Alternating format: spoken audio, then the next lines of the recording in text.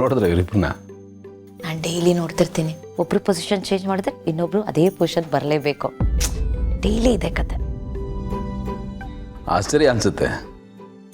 ಅದೇನು ಲಿಂಕು ಅದೇವ್ರಿಗೆ ಗೊತ್ತು.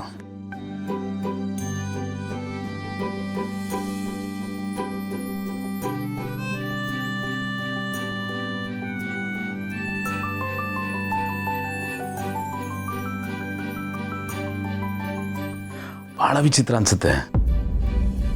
ಅಲ್ಲ, ಇಬ್ಬರು ಒಂದೇ ಥರ ಹೇಗಿರಕ್ಕೆ ಸಾಧ್ಯ? ಇದು ರೂಢಿಯಿಂದ ಬಂದಿರೋದಲ್ಲ, ಅದಕ್ಕೂ ಮೀರಿತ್ತು. ಏನು ಗೊತ್ತಾಗ್ತಾ ಇಲ್ಲ, ಏನೋ ಮಿಸ್ಟ್ರಿ. ನನಗೂ ಹಾಗೆ ಅನ್ಸುತ್ತೆ. ಇವರಿಬ್ಬರು ಮಾತಾಡ್ಕೊಳ್ದೆ ಒಬ್ರನ್ನೊಬ್ರು ಅರ್ಥ ಮಾಡ್ಕೋತಿದ್ದಾರೆ. ಇಲ್ಲಾಂದ್ರೆ ಇದೆಲ್ಲ ಹೇಗೆ ಸಾಧ್ಯ? ಇವರಿಬ್ಬರ ಮಧ್ಯದಲ್ಲಿ ಅಂಡರ್ಗ್ರೌಂಡ್ ಕೇಬಲ್ ಯಾವುದೋ ಸ್ಟ್ರಾಂಗ್ ಆಗಿ ವರ್ಕ್ ಆಗ್ತಿದೆ ಅನ್ಸುತ್ತೆ. ಹಾಂ, what I mean to say is telepathy ಅಂತಾರಲ್ಲ, ಅದೇ ಥರ ಏನೋ ಒಂದು ಇವ್ರ ಮಧ್ಯದಲ್ಲಿ ಸ್ಟ್ರಾಂಗ್ ಆಗಿ ಏನೋ ಒಂದಿದೆ. ಕಾಕತಾಳೆ ಅಂತ ಇದನ್ನ ತಳ್ಳಿ ಹಾಕೋದಕ್ಕಂತೂ ಆಗಲ್ಲ. ನಿಜ.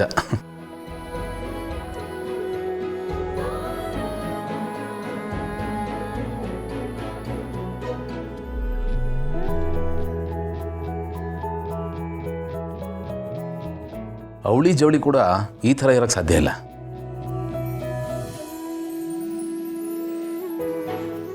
ನಮ್ಮ ಕಳೆದೋಗಿರೋ ಮಗಳು ಕೂಡ ಇದ್ದಿದ್ರೆ ಇವ್ರ ಜೊತೆ ಹೀಗೆ ಇರ್ತಿದ್ಲಲ್ಲ,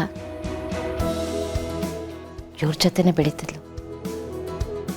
ಇರಲಿ ಬಿಡಿ ಭೂಮಿಕಾ, ಯಾಕೆ ಬೇಜಾರು ಮಾಡ್ಕೋತೀರಿ?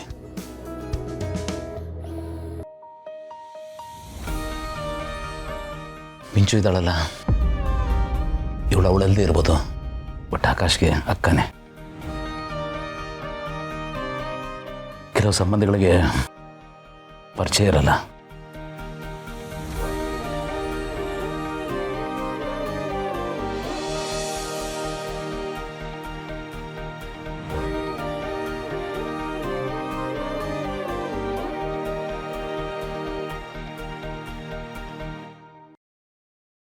ಇವರಿಬ್ಬರನ್ನ ಈ ರೀತಿ ನೋಡಿದ್ರೆ ಮನಸ್ಸು ತುಂಬ ಬರುತ್ತೆ. ಕೆಲವು ಸಂತೋಷಗಳ ಹಾಗೆ ಸದ್ದೆ ಮಾಡಲ್ಲ, ಸೈಲೆಂಟಾಗಿರುತ್ತೆ. ಅಂಥ ಖುಷಿ ಯಾವಾಗಲೂ ಮನಸ್ಸಿನೊಳಗಡೆ ಸದ್ದು ಮಾಡುತ್ತೆ. ಅದೇ ಭಾಳ ನಮ್ಮನ್ನು ಕಾಡೋದು, ಮನಸ್ಸಿಗೆ ಹತ್ರ ಆಗೋದು.